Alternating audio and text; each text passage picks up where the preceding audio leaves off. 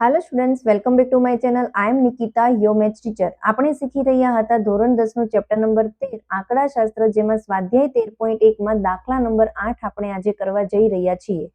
જો મારી ચેનલમાં પહેલી વાર આવ્યા હોય તો પ્લીઝ સ્ટુડન્ટ ચેનલને સબસ્ક્રાઇબ કરી દેજો, વિડીયોને લાઇક કરજો અને ચેનલની લિંક તમારા ફ્રેન્ડ સુધી શેર કરજો, કારણ કે તમારા સપોર્ટથી જ આ ચેનલને હું ગ્રો કરી શકીશ.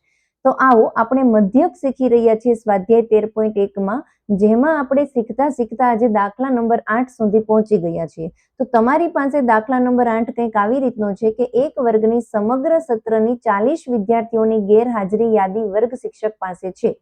40 વિદ્યાર્થીઓ, એના મતલબ કે જ્યારે તમે આ બધાનો સરવાળો કરશો, જેને આપણે આવૃત્તિ કહીએ છીએ, તો આવૃત્તિનો સરવાળો તમને ઓલરેડી રકમમાં જ આપી દીધો છે 40. તો વિદ્યાર્થીઓની ગેરહાજર દિવસોની સંખ્યાનો મધ્યક શોધો. તમે અહીંયા જોઈ શકો છો કે ગેરહાજર 0 થી 6 હોય એવા ટોટલ 11 વિદ્યાર્થી છે. 6 થી લઈને 10 દિવસની સંખ્યામાં ગેરહાજર રહ્યા હોય એવા 10 છે. 10 થી 14 7 છે. તો ઘણા સ્ટુડન્ટ કેવું કરે, ખબર, ફટાફટ દાખલો કરવા જ મળે. હવે તમે રકમ ધ્યાનથી જોવો તો ખરા, તમને એક વસ્તુ દેખાય છે. અત્યાર સુધીના આપણે બધા દાખલા એવા કર્યા હતા કે જેમાં વર્ગ લંબાઈ સમાન હોય. વર્ગ લંબાઈ એટલે શું? h. તો h ની જે કિંમત હોય આખા દાખલામાં બધા વર્ગની વર્ગ લંબાઈ સમાન હોય. પરંતુ આપણે અહીંયા એવું કંઈક જોઈ શકીએ છીએ કે બધા જ વર્ગની વર્ગ લંબાઈ અસમાન છે. જેમ કે 0 થી 6 વચ્ચે વર્ગ લંબાઈ તમારી 6 થઈ ગઈ, અહીંયા 4 આવી ગઈ, પછી 10 થી 14 4 વર્ગ લંબાઈ, અહીંયા 6 આવી ગઈ, એટલે કે બધી જ વર્ગ લંબાઈ અહીંયા 8 આવી ગઈ. અસમાન છે. તો અસમાન વર્ગ લંબાઈ હોય તો એના માટે શું કરવું? શું સમાન કરવા માટેની કોઈ રીત છે? નહીં. જ્યારે તમારી પાસે વર્ગ અસમાન હોય ત્યારે 3 રીતમાંથી તમે પ્રત્યક્ષની રીત યુઝ કરો, એ સૌથી ઈઝી અને સૌથી સારું કહેવાય. ધારેલ મધ્યકની રીત પણ તમે અમુક અંશે યુઝ કરી શકો છો, પરંતુ એમાં જેમ આપણે ડીઆઈ શોધતા હતા ત્યાં ડાયરેક્ટ માઇનસ કરીને જે વર્ગ લંબાઈ ઉમેરતા જતા હતા, એવું નહીં કરવાનું, કારણ કે અહીંયા તમારી વર્ગ લંબાઈ અસમાન છે, એટલે તમારે બધા માટે અલગ અલગ કેલ્ક્યુલેશન કરી અને પછી લખવું પડશે.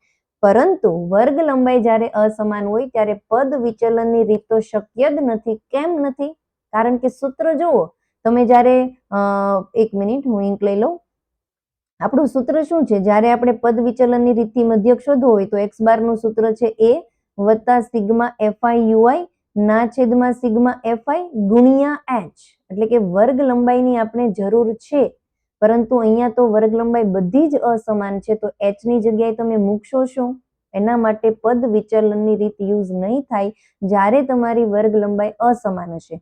તમે કાં તો પ્રત્યક્ષની રીત યુઝ કરી શકો, કાં તો ધારેલ મધ્યકની કરી શકો, પરંતુ ધારેલ મધ્યકમાં જે ડીઆઈ વાળી કોલમ આપણે લખતા હતા, એ તમારે એક એક મહેનત કરીને, મતલબ એક એક ગણતરી કરીને કરવી પડશે. બરાબર? આ ખાસ ધ્યાન રાખજો, કારણ કે આપણે શું કરતા હતા? વર્ગ લંબાઈ ઉમેરતા જતા હતા. હવે અહીંયા તો વર્ગ લંબાઈ અસમાન છે, કઈ રીતે તમે ઉમેરો? ડન.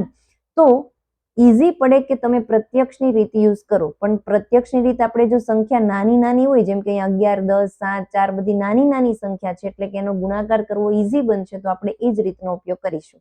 આવો આપણે જોઈએ. સૌથી પહેલા તો આ બંને જે છે એને આપણે ટેબલના સ્વરૂપમાં લખી નાખ્યું, વર્ગ અને આવૃત્તિ. આવૃત્તિને આપણે ડિનોટેડ કરીએ છીએ એફઆઈ વડે, તો હું અહીં આવૃત્તિમાં લખી નાખીશ એફઆઈ. બધાનો જે સરવાળો કરીએ એને આપણે કહીએ છીએ સિગ્મા એફઆઈ. તો આપણને રકમમાં જ આપ્યું છે કે બધાનો સરવાળો ટોટલ આવશે 40. ઓકે.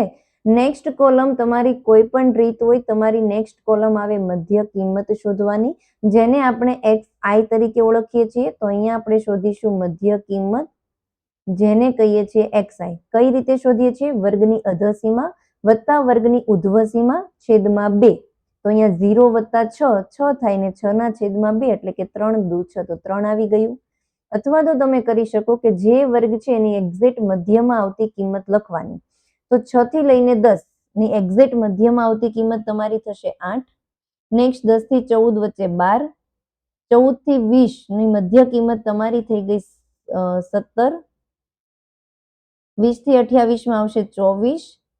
28 થી 38 ની વચ્ચે એક્ઝેક્ટ આવતી કિંમત તમારી આવશે 33. અને 38 થી 40, 38 અને 40 ની વચ્ચે મધ્યમાં આવતી કિંમત 39. એક જ છે. જો અહીંયા તો વર્ગ લંબાઈ ખાલી એકનો જ તફાવત છે, બધી વર્ગ લંબાઈ અસમાન છે. બરાબર? પ્રત્યક્ષની રીત કરીએ છીએ, જેમાં એફઆઈ અને એક્સઆઈ નો આપણે ડાયરેક્ટ ગુણાકાર કરી નાખીએ. તો અહીંયા આવશે એફઆઈ ગુણ્યા એક્સઆઈ. ગુણાકાર કરીએ તો 11 ગુણ્યા 3 33, 10 ગુણ્યા 8 80, 7 ગુણ્યા 12, 12 સત્તા કેટલા થશે? 84.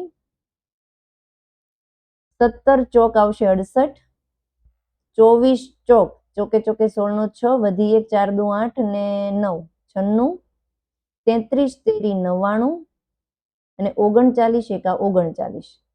તો આ સિગ્મા એફઆઈ જે મળી ગયું છે એનો આપણે સરવાળો કરીશું, જેને આપણે સિગ્મા એફઆઈ યુઆઈ તરીકે કહીએ. તો બધાનો જ્યારે આપણે સરવાળો કરી લઈએ ફટાફટ, તો 3 ને 4 7, 7 ને 8 થશે તમારું 15, 15 ને 16 17 18 19 20 21, 21 માં 18 ઉમેરી દઈએ આપણે, 8 ને 9 2 ને 1 3, તો અહીંયા આવશે 9 વધી આવી 3 6 6 12 12 ને 13 14 15 16 17 18 19 20 21 22 23 24 ને 25 26 27 28 29 30 31 32 33 34 35 36 37 38 ને 49. આ તમે કરી લેજો. મતલબમાં અહીંયા 499 સરવાળો આવે છે. મેં મારી સ્પીડમાં કર્યો છે એટલે તમને મતલબ સરવાળો કરવાનો છે સિગ્મા એફઆઈ એક્સઆઈ નો. હવે આપણે પ્રત્યક્ષની રીત જે વાપરવી છે એમાં મધ્યક શોધવાનું સૂત્ર છે એક્સ બાર બરાબર, બહુ જ ઈઝી, ખાલી સિગ્મા એફઆઈ એક્સઆઈ ના છેદમાં સિગ્મા એફઆઈ. તો અહીંયા આપણને સિગ્મા એફઆઈ એક્સઆઈ મળી ગયું છે 499 અને છેદમાં સિગ્મા એફઆઈ છે 40. તો હું 40 ની જગ્યાએ લખું છું 4 ગુણ્યા 10, કારણ કે હું પહેલા 4 આરે ભાગાકાર કરી નાખીશ અને પછી પોઈન્ટને શિફ્ટ કરી દઈશ. તો અહીંયા આપણે 499 નો ભાગાકાર 4 સાથે કરીએ તો 4 એકા 4, ઉપરથી આવ્યા 9, 4 દુ 8, 1 ઉપરથી આવ્યા 9, ચોકે ચોકે 16, કેટલા વચ્ચે 3, ઉપરથી હવે કંઈ આવે એમ નથી એટલે 0 મૂકીએ ને અહીંયા આપણે પોઈન્ટ મૂકી દઈએ. 7 ચોક 28 થઈ જશે, 2 0 અને 4 પંચા 20, એટલે કે આપણને અહીંયા બંનેનો ભાગાકાર મળી ગયો 124.75, પરંતુ હજી છેદમાં કંઈક વધ્યું છે. શું વધ્યું? 10.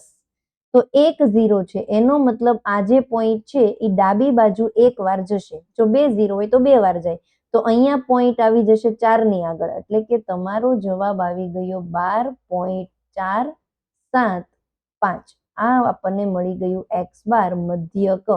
નીચે તમારે લખી નાખવાનું. આમ આપણને શું પૂછેલું હતું? જે હતું એનો મધ્યક આ આવે છે. આઈ હોપ બધાને સમજાણું હશે. જો તમે આગળ શું કીધું હતું આપણને? વિદ્યાર્થીઓની ગેરહાજર દિવસનો મધ્યક. તો તમારે લખવાનું આમ વિદ્યાર્થીઓની ગેરહાજર દિવસોની સંખ્યાનો મધ્યક 12.475 થાય. ક્લિયર? તો ચાલો, હજી સુધી વિડીયો લાઈક ન કર્યો તો પ્લીઝ લાઈક કરી દેજો, ચેનલને સબસ્ક્રાઈબ કરી દેજો. મળીએ મારા નવા વિડીયોમાં, ત્યાં સુધી લર્ન કરતા રહેજો.